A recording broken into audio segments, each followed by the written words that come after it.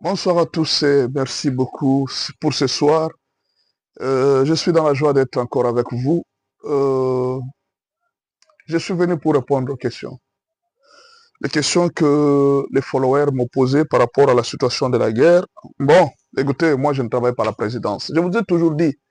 Mais par rapport aux éléments que nous avons, nous pouvons faire des analyses. La première question, qu'est-ce que Cyril Ramaphosa est venu faire au Congo? Officiellement, il est venu pour deux ou trois problèmes. Le premier problème, c'est le problème d'Ebola. Le deuxième problème, c'est de voir qu'est-ce qui se passe avec nos migrants qui sont en Afrique du Sud. Et le troisième problème, c'est un problème secret. Allons, entrons dans les analyses. Est-ce que vous savez que le Ouazalendo aurait attrapé des soldats français à Minembwe et même d'autres aussi à Roubaïa? Est-ce que vous le savez? Macron l'a envoyé pour le premier dossier. Macron l'aurait envoyé pour plaider pour ça. Le deuxième dossier, Macron l'aurait envoyé, le président français, il aurait envoyé Ramaphosa pour plaider pour Kagame. Je sais que les Congolais pensent que Kagame est encore fort. Non. Kagame est ce genre de président qui physiquement, il vous montre qu'il est fort, il sourit, mais dans l'intérieur, il est en train de souffrir et il a peur. Au fait, c'est quelqu'un qui a réussi à cacher sa peur, à cacher son humiliation, son échec. Il est fort dans ça. Il peut facilement cacher au monde entier qu'il est en train de souffrir. Mais la nuit, il envoie des gens pour supplier et pour plaider.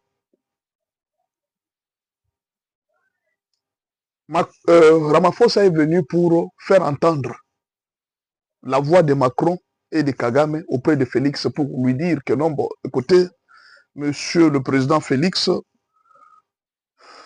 nous savons, mais est-ce que tu ne peux pas? Est-ce que tu ne peux pas? Il y a des soldats français. Est-ce que tu ne peux éviter un peu de publier ça parce que ça risque de créer beaucoup de problèmes à Macron? Peut-être négocier. Qu'est-ce que nous pouvons faire par rapport à ça? Il ne faut pas que le monde sache que la France est dedans. Ça, c'est moi, je pense à ça. Parce que je connais. Mais un autre problème pour lequel l'Afrique du Sud peut se retrouver à Kinshasa, ce sont des intérêts avec Inga. Vous avez appris que les Sud-Africains sont en train de chasser les Congolais et les gens de toutes les autres nations en Afrique du Sud. Tout le monde a appris ça, n'est-ce pas? Maintenant, or, l'Afrique du Sud a un très grand intérêt qui l'attend du Congo. Un très grand intérêt, beaucoup d'investissements, notamment les barrages d'Inga pour l'Afrique du Sud. L'Afrique du Sud espère beaucoup que d'une fois que le Congo a fait son barrage, l'Afrique du Sud profiterait d'une très grande capacité d'électricité. Mais voilà que les Sud-Africains se retrouvent en train de chasser les Congolais. Est-ce que demain, les Congolais pourront-ils accepter les investissements sud-africains?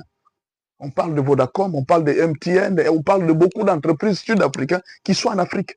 Est-ce que certains pays africains ne vont-ils pas refuser ces entreprises-là venir chez nous au Congo? C'est juste une pensée. On ne sait pas. C'est possible. Mais moi, je pense que Ramaphosa est venu avec un message d'Emmanuel Macron. Il est venu pour calmer Tshisekedi à ne pas publier les soldats. De garder cette histoire de soldats secrète. Je pense, à mon avis. Il est venu avec un message. Le reste, c'est les protocoles. Ebola et tout ça. Comment vous allez parler d'Ebola alors qu'on est en train de chasser les gens en Afrique du Sud? On chasse les gens en Afrique du Sud. Vous parlez d'Ebola, oui, c'est bien, mais les gens, nos frères, sont chassés en Afrique du Sud. Qu'est-ce que toi tu dis, toi, le président sud-africain? Il fallait qu'il nous donne des explications. Les gens de... La deuxième question qu'on m'a posée, c'est la situation du 15. Est-ce que réellement les Rwandais quitteront les 15 à Goma et à Bukavu, vont-ils laisser? Bon, peut-être qu'ils ne quitteront pas.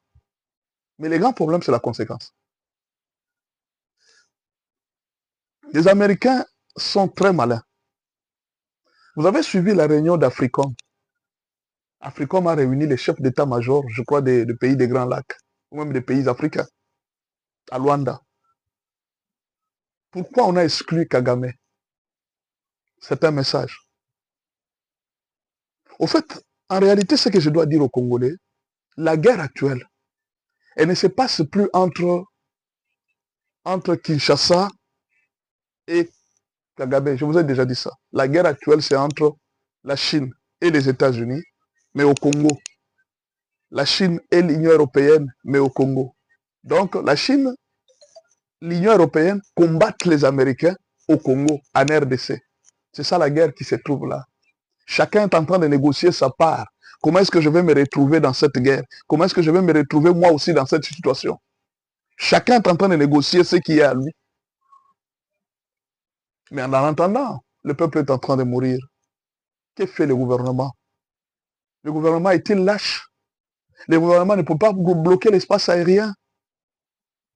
Ce que je sais, depuis que nous avons connu le président Félix Tshisekedi, il fait les choses bien. C'est tout ce que je veux vous dire. Il fait les choses bien, pas avec précipitation. Il ne fait pas les choses avec précipitation. Mais pasteur, les gens meurent. Oui, les gens doivent mourir. Vous savez, certaines personnes, par exemple nous les Congolais là, pour que vraiment nous puissions changer de mentalité, il faudra un événement grand qui nous arrive. Je crois qu'aujourd'hui, le peuple du Kivu, de Goma, de Bukavu et tout ça, je crois qu'ils n'auront plus la même sympathie qu'ils avaient avant vis-à-vis de Rwandais. Dieu nous a ouvert les yeux sur nos voisins, à savoir comment nous comporter avec les voisins. Au début de la guerre, le peuple de Goma et de Bukavu, quand ils voyaient Tshisekedi, ils disaient que non, ce monsieur c'est un distrait et tout ça. Beaucoup de gens, ils n'acceptaient pas Tshisekedi. Ce que Tshisekedi disait aux gens, beaucoup de gens n'acceptaient pas. Beaucoup de gens ne croyaient pas. Aujourd'hui, ce que Félix disait des Rwandais, même à Goma, vous demandez à un bébé, à un petit enfant, il vous dira que non, Tshisekedi a raison. Tshisekedi a raison. Parfois même certains Rwandais commencent à accepter que non, ce que Tshisekedi disait, il avait raison par rapport à Kagame. C'est un Hitler. Ah, un président, comment est-ce qu'il peut injurier quelqu'un comme ça? Un président, c'est l'élégance. Quand Kagame injurie Félix d'idiot, c'est l'élégance. Vous félicitez Kagame, non, d'être le meilleur président. Mais combien de fois il a traité Félix d'idiot? Vous comprenez? La deuxième chose, l'autre question qu'on m'a posée, c'est la question de Kabila. Au fait, ne vous en faites pas. Je reviens toujours à ce que Perrault Louara a dit. Il dit, quand vous voyez ces Américains commencer à faire des histoires d'enquête et d'enquête, sachez qu'on est en train de préparer à arrêter quelqu'un. Ne vous en faites pas, mes frères. Kabila sera maîtrisable. On est en train de tout préparer pour l'arrêter. Parce qu'on sait qu'il a beaucoup d'argent. On va l'arrêter. Ne vous en faites pas, ne rêvez même pas, on va arrêter Kabila. On va l'arrêter. On va arrêter Nanga, on va arrêter Kagame, ils seront arrêtés. Mais les choses, pourquoi Félix Tshisekedi n'a attendu que ce moment pour envoyer la plainte à la Cour internationale de justice? Pourquoi? On va les arrêter. La dernière chose, qui est une très bonne nouvelle, qui peut aujourd'hui même permettre à la RDC de déclencher une guerre contre le Rwanda, en collaboration avec le Burundi. La dernière nouvelle, c'est l'argument que le Rwanda a utilisé pour attaquer la RDC. L'ONU vient de confirmer que les FDLR ne représentent aucune menace pour le Rwanda. C'est-à-dire, toute la présence rwandaise, aujourd'hui, elle est condamnable en RDC. Les FDLR ne représentent aucune menace. C'était l'argument principal du Rwanda qui vient de tomber sur les yeux de la communauté internationale. À partir de maintenant, tous les soldats qui sont au Rwanda, au Congo, pour raison des FDLR ou bien pour des mesures sécuritaires, leurs arguments est passé d'un argument de mesures défensives à un argument de vol et de pillage de minerais. Le reste, vous savez ce qui va se passer. Le Rwanda va finir sa vie en payant la dette de la RDC. Aujourd'hui, on n'a pas encore parlé. Vous êtes en train de voir les dossiers aller très lentement. Parce que nous sommes pressés, évidemment. Patientez. Le Rwanda va finir toute sa vie à payer la dette de la RDC. Parce que bientôt, nous allons gagner le procès. Félix sera le chef de la communauté du Conseil de sécurité. Il va faire 1 mois là-bas. Nous allons gagner plusieurs procès. Le Rwanda va payer. Quant à la guerre, ne vous en faites pas. nous sommes très forts et très puissants de faire tout ce que nous pouvons faire. Mais nous sommes en train d'accélérer de notre côté des dossiers de la justice. C'est pourquoi on calme les jeux. Mais attendez, comme on a épuisé les derniers dossiers qui étaient les FDLR et que la communauté internationale a reconnu que le Rwanda est en train d'agresser la RDC, ce ne sont pas des mesures défensives. Alors là, le président Félix a un faveur de faire ce qu'il peut faire. Moi, je suis pasteur, je ne veux pas encourager la guerre. Mais en matière de légitime défense, qu'est-ce qu'il faut faire? Merci beaucoup et à la prochaine.